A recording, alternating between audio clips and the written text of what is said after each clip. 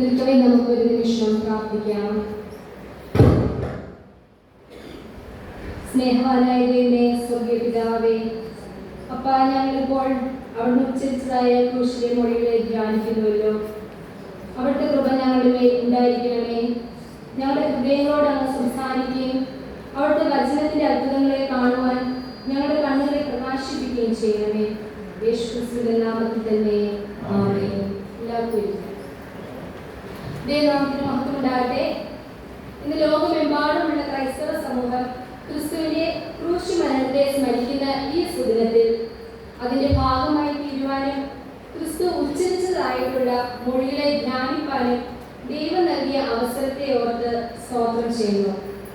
നാം 3 മൊഴികൾ ധ്യാനിച്ചു കഴിഞ്ഞു. ഒന്നാമതായി നാം കണ്ടു ക്ഷമയുടെ വചനം, രണ്ടാമതായി രക്ഷയുടെ വചനം, മൂന്നാമതായി നാം കണ്ടു ദൈവ സ്നേഹത്തിന്റെ വചനം, അല്ലെങ്കിൽ പുത്രനായ ക്രിസ്തുവിന്റെ സ്നേഹപ്രകടനമാണ് നാം കണ്ടത്.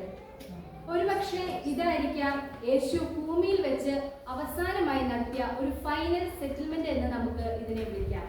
തന്റെ മാതാവിനെ സുരക്ഷിതമായ ഒരു കരങ്ങളിലേക്ക് ഏൽപ്പിക്കുന്ന ക്രിസ്തു. നാലാമതായി നാം ധ്യാനിക്കാൻ പോകുന്നത് വിശുദ്ധ മത്തായി എഴുതിയ സുവിശേഷം 27 അധ്യായം അതിന്റെ 45-46 വാക്കുകളെ ആധാരമാക്കിയാണ്. വിശുദ്ധ മത്തായി എഴുതിയ സുവിശേഷം 27 അധ്യായം 45-46 വാക്യങ്ങൾ ആർക്കെങ്കിലും ഒരാൾക്ക് വായിക്കും. 6 മണി നേരം മുതൽ 9 മണി നേരം വരെ ദേശത്തെല്ലാം ഇരുട്ടുണ്ടായി. ഏകദേശം 9 മണി നേരത്ത് യേശു ഏലി ഏലി ലമ്മ സബക്താനി എന്ന് ഉറക്കെ നിലവിളിച്ചു. എന്റെ ദൈവമേ, എന്റെ ദൈവമേ, നീ എന്നെ കൈവിട്ടത് എന്ത് എന്നർത്ഥം. അതെ, ഇവിടെ മത്തായി സുവിശേഷകൻ ഏലി ഏലി ലമ്മ ശബക്താനി എന്ന എബ്രായ ഭാഷയിലും, എന്നാൽ മർക്കോസ് സുവിശേഷകൻ ഏലോഹി ഏലോഹി ലമ്മ ശബക്താനി എന്ന അരാമ്യ ഭാഷയിലുമാണ് പ്രസ്തുത മൊഴി രേഖപ്പെടുത്തിയിരിക്കുന്നത്. ഈ മൊഴിയുമായി ബന്ധപ്പെട്ട് ചില അർത്ഥങ്ങൾ വിശദീകരിക്കുവാനാണ് ഞാൻ ആഗ്രഹിക്കുന്നത്. 45-ാം വാക്യത്തിൽ ദേശത്തെല്ലാം ഇരുട്ടുണ്ടായി എന്ന് രേഖപ്പെടുത്തിയിരിക്കുന്നു. ഒരു സമയം അവിടെ പറഞ്ഞിട്ടുണ്ടല്ലേ, 6 മണി നേരം മുതൽ 9 മണി നേരം വരെ. ഇവിടെ നാം ഉദ്ദേശിക്കുന്നത് പോലെ വൈകിട്ട് 6 മുതൽ 9 വരെ ഉള്ള സമയമല്ല. നോർമലി നമുക്കറിയാം ആ സമയത്ത് ഇരുട്ടാണ്. എന്നാൽ യഹൂദന്മാരുടെ സമയക്രമം വ്യത്യസ്തമാണ്. നമ്മളൊരു ദിവസം എപ്പോഴാണ് 12 മുതൽ 12 വരെയാണ്. പക്ഷെ യഹൂദന്മാരുടെ സമയക്രമം അവർക്ക് ഒരു ദിവസം തുടങ്ങുന്നത് രാവിലെ 6 മണി മുതലാണ്. അങ്ങനെയാകുമ്പോൾ ഈ 6 മണി നേരം മുതൽ 9 മണി നേരം വരെ എന്ന് പറയുന്ന സമയം യഥാർത്ഥമായും പകൽ 12 മണി മുതൽ 3 മണി വരെയുള്ള സമയമാണ്. അതായത് ഏറ്റവും കൂടുതൽ വെളിച്ചം ഉള്ള സമയത്താണ് എന്ത് സംഭവിക്കുന്നത്, അവിടെ ഇരുട്ട് ഉണ്ടാകുന്നത്. ഈ ഇരുട്ട് എങ്ങനെയാണ് ഉണ്ടായത്? ഒരു മേഘം വന്ന് സൂര്യനെ മറയ്ക്കുവാണ് ചെയ്തത്, അതോ ഒരു സൂര്യഗ്രഹണം പെട്ടെന്ന് കാര്യം സംഭവിച്ചോ? ഇല്ല പ്രിയമുള്ളവരെ, ഈ ഇരുട്ട് ദൈവം വരുത്തിയ ഒരു ഇരുട്ടാണ്, അതിലൊരു സംശയം വേണ്ട. നമുക്ക് വായിക്കാം ആമോസ് പ്രവചനം 8 അധ്യായം അതിന്റെ 9-ാം വാക്യം. ആമോസ് പ്രവചനം 8 അധ്യായം 9-ാം വാക്യം ആർക്കെങ്കിലും ഒരാൾക്ക് വായിക്കാം.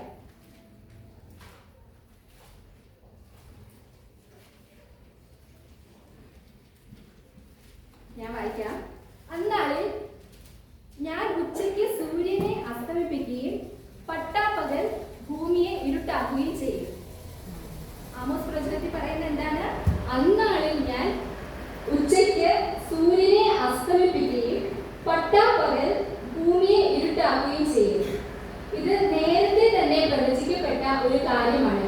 ആ പ്രവചന നിവൃത്തിയാണ് നാം ഇവിടെ കാണുന്നത്. അതെ, പെസഹ കുഞ്ഞാട് അറുക്കപ്പെടുന്നതിന് 3 മണിക്കൂർ മുമ്പ് യോഹന്നാൻ എഴുതിയ സുവിശേഷത്തിൽ യോഹന്നാൻ യേശുവിനെ കാണുമ്പോൾ വിളിച്ചു പറയുന്നൊരു കാര്യമുണ്ട്. ഇതാ ലോകത്തിന്റെ പാപത്തെ ചുമക്കുന്ന ദൈവത്തിന്റെ കുഞ്ഞാട്. പെസഹ കുഞ്ഞാട് അറുക്കപ്പെടുന്നതിന് 3 മണിക്കൂർ മുമ്പ് ദേശത്തെല്ലാം ഇരുട്ടുണ്ടാകുന്നു. ആ 3 മണിക്കൂർ നേരവും നാം വായിക്കുമ്പോൾ യേശു നിശബ്ദനായിരുന്നതായിട്ട് നമുക്ക് കാണാം. എന്നാൽ ആ 3 മണിക്കൂർ കഴിയുന്ന സമയത്ത് മത്തായിയുടെ സുവിശേഷത്തിൽ ഏകദേശം 9 മണി നേരത്ത് എന്നും മർക്കോസിൻ സുവിശേഷകൻ അവിടെ ഏകദേശമില്ല, കറക്റ്റ് സമയമാണ് മർക്കോസ് പറയുന്നത്, 9 മണി നേരത്ത് എന്താണ് യേശു ഉറക്കെ നിലവിളിക്കുകയാണ്, എന്റെ ദൈവമേ എന്റെ ദൈവമേ നീ എന്നെ കൈവിട്ടത് എന്ത്. പ്രിയമുള്ളവരെ, നാം ദൈവത്തോട് നാം ചോദിക്കാറില്ലേ, നമ്മുടെ ജീവിതത്തിൽ ചില പ്രതിസന്ധികൾ ചില വിഷമങ്ങളൊക്കെ വരുമ്പോൾ നാം ദൈവത്തോട് ചോദിക്കാറുണ്ട്, എന്റെ ദൈവമേ നീ എന്നെ കൈവിട്ടത് എന്ത്. 22-ാം സങ്കീർത്തനം അതിന്റെ 1-ാം അധ്യായത്തിലും സങ്കീർത്തനക്കാരനായ ദാവീദും ദൈവത്തോട് ചോദിക്കുന്നുണ്ട്, എന്റെ ദൈവമേ നീ എന്നെ കൈവിട്ടത് എന്ത്. ഇവിടെ ക്രിസ്തു ഈ മാനസിക അവസ്ഥയിലൂടെയാണ് കടന്നു പോകുന്നത്. ഇവിടെ യേശു കർത്താവ് ഈ ചോദ്യം ചോദിക്കുന്നതിന്റെ കാരണം എന്താണ്? ശരിക്കും പറഞ്ഞാൽ യേശു കർത്താവ് ഇപ്പോഴാണ് തന്റെ പിതാവിൽ നിന്ന് ഏറ്റവും കൂടുതൽ സഹായം പ്രതീക്ഷിക്കുന്നത്. കാരണം എന്താണ്? കൊടിയ വേദനകൾ ഏറ്റിരിക്കുകയാണ് അല്ലേ പുത്രൻ. ഇതില് അപ്പൊ പിതാവ് എന്താ ചെയ്യുന്നേ? തന്റെ പുത്രനെ കൈവിടുകയാണ്.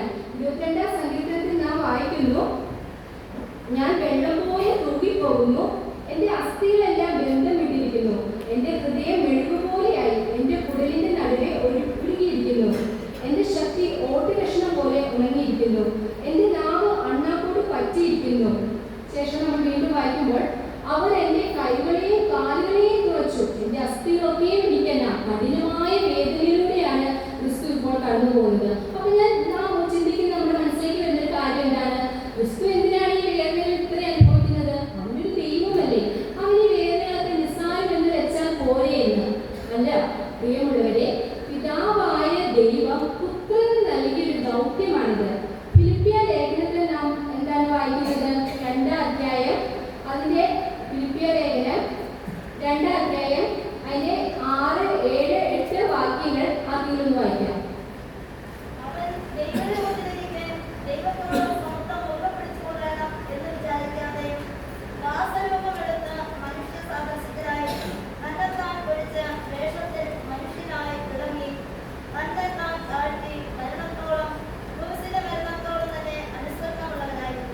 ഇവിടെ എന്താണ് നാം വായിക്കുന്നത്?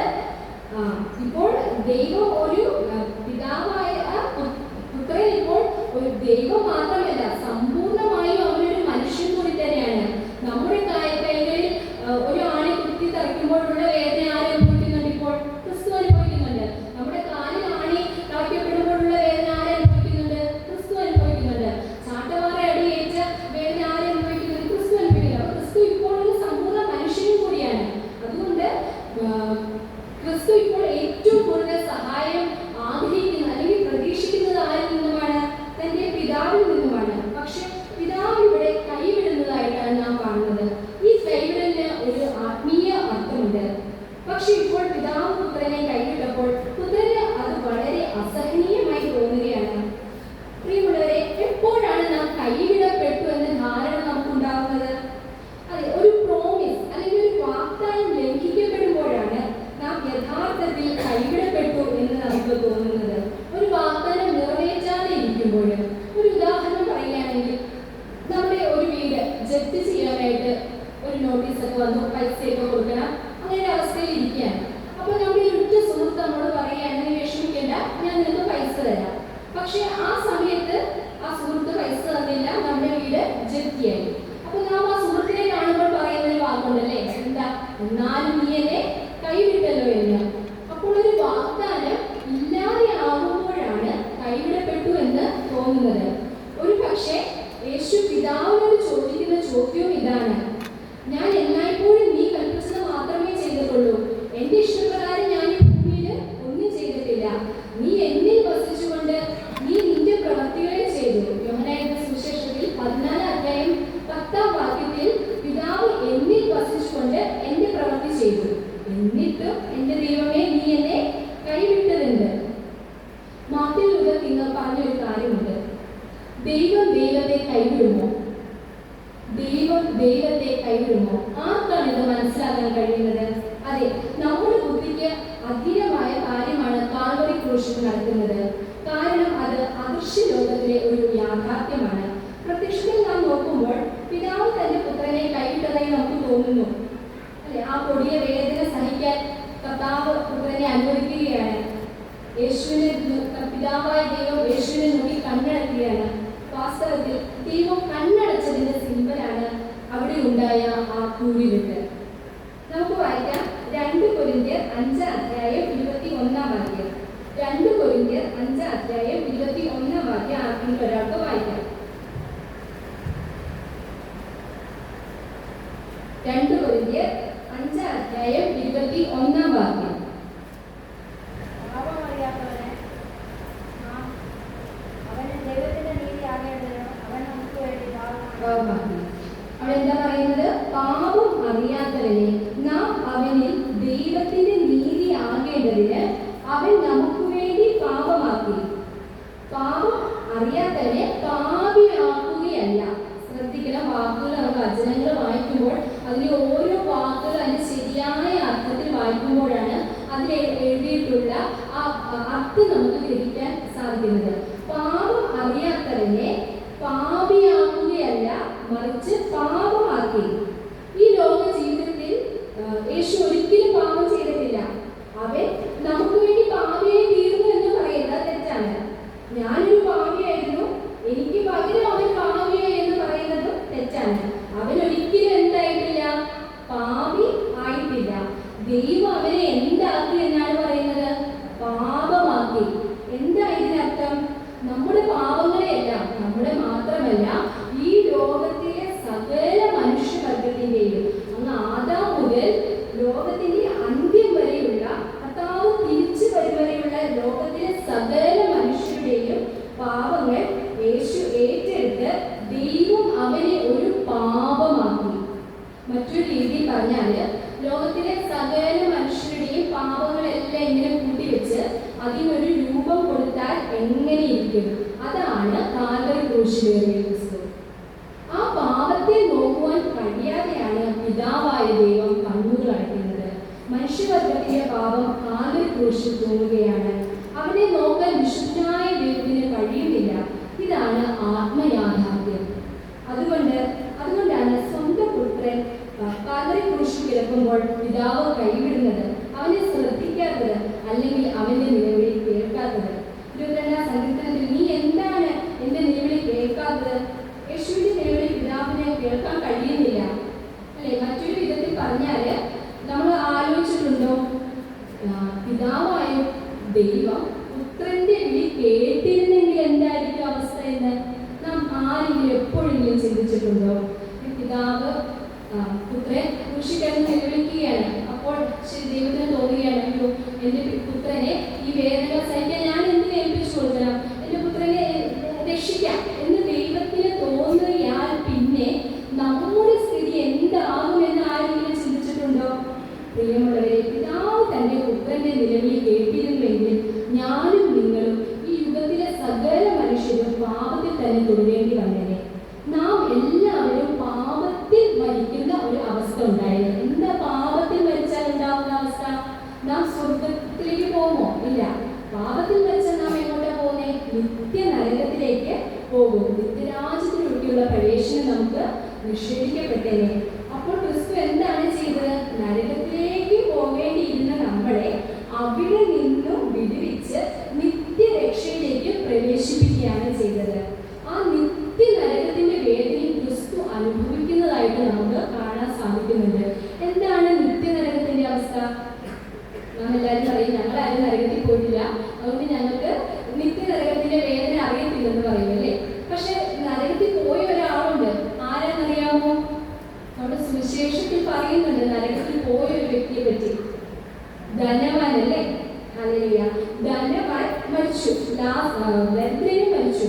ധനവാൻ നോക്കുമ്പോൾ എന്താ കാണുന്നത്?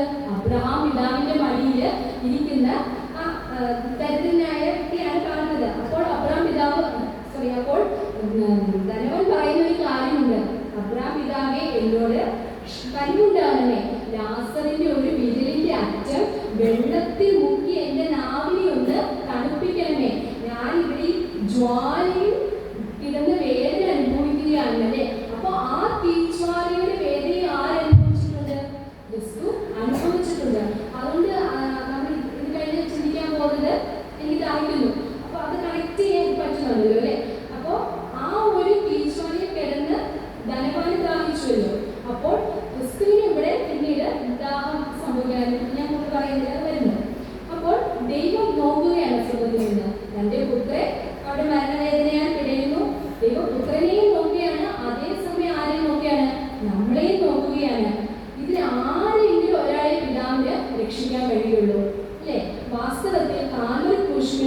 പറഞ്ഞുകൊണ്ട് എൻ്റെ ദൈവമേ എന്നെ കൈവിട്ടത് എന്തെന്ന് ചോദിക്കുമ്പോൾ നാം ചിന്തിക്കേണ്ട ഒരു കാര്യം, യുഗങ്ങളായി ഇന്നുവരെയും പിതാവും പുത്രനും പിരിഞ്ഞതില്ല അല്ലേ? പിതാവ് പുത്രനെ ഭൂമിയിലേക്ക് അയച്ചു. അപ്പോൾ പിതാവ് സ്വർഗത്തിലും പുത്രൻ ഭൂമിയിലും എന്ന് ചിന്തിക്കരുത്. കാരണം പിതാവ് എന്നിൽ വസിച്ചുകൊണ്ട് തന്നെ പ്രവൃത്തി ചെയ്യുന്നു എന്നാണ് പുത്രൻ പറയുന്നത്. അപ്പോൾ ഇവിടെ എന്താ സംഭവിക്കുന്നത്? യുഗങ്ങളായി ഇതുവരെ പിരിയാത്ത പിതാവും പുത്രനും ഇപ്പോൾ പിരിയുകയാണ്. സത്യത്തില് ഇവിടെ ഒരു സെപ്പറേഷൻ, ഒരു പിരിയൽ അനിവാര്യമാണ്, ഒരു കൈവിടൽ അനിവാര്യമാണ്. എന്തിനാണ്? മനുഷ്യവർഗത്തിന്റെ പാപങ്ങൾ ഏറ്റെടുക്കേണ്ടി വന്നപ്പോൾ പിതാവ് പുത്രനെ കൈവിടുകയാണ്. പ്രിയമുള്ളവരെ, ദൈവത്തിന്റെ അളവില്ലാത്ത ഒരു സ്നേഹമാണ് നാം ഈ കുരിശിൽ കാണുന്നത്. റോമാലേഖനം 5 അധ്യായം അതിന്റെ 6 വാക്യം ഇങ്ങനെ പറയുന്നു, ക്രിസ്തുവോ നാം പാപികളായിരിക്കുമ്പോൾ തന്നെ നമുക്ക് വേണ്ടി മരിക്കാൻ ദൈവം തനിക്ക് നമ്മോടുള്ള സ്നേഹത്തെ പ്രദർശിപ്പിക്കുന്നു. എല്ലാ മനുഷ്യവർഗത്തിന്റെ രക്ഷയ്ക്ക് വേണ്ടി സ്വന്തം പുത്രനെ യാഗമാക്കുവാൻ പിതാവ് തയ്യാറായി. പ്രിയമുള്ളവരെ, ഈ സ്നേഹത്തിന് പകരമായി നമുക്ക് എന്താണ് ദൈവത്തിന് തിരിച്ചു കൊടുക്കുവാനുള്ളത്? ദൈവം ഒന്ന് മാത്രമാണ് ആഗ്രഹിക്കുന്നത്, നമ്മുടെ ഹൃദയങ്ങളെ, നമ്മെ തന്നെ ദൈവത്തിനൊന്ന് ഏൽപ്പിച്ചു കൊടുക്കാമോ? സങ്കീർത്തനക്കാരൻ പറയുന്നത് പോലെ, യഹോവ എനിക്ക് ചെയ്ത സകല ഉപകാരങ്ങൾക്ക് ഞാൻ അവൻ എന്ത് പകരം കൊടുക്കും? ഞാൻ രക്ഷയുടെ പാനപാത്രം എടുത്ത് യഹോവയുടെ നാമം വിളിച്ചപേക്ഷിക്കും. ഈ വചനങ്ങളാൽ ദൈവം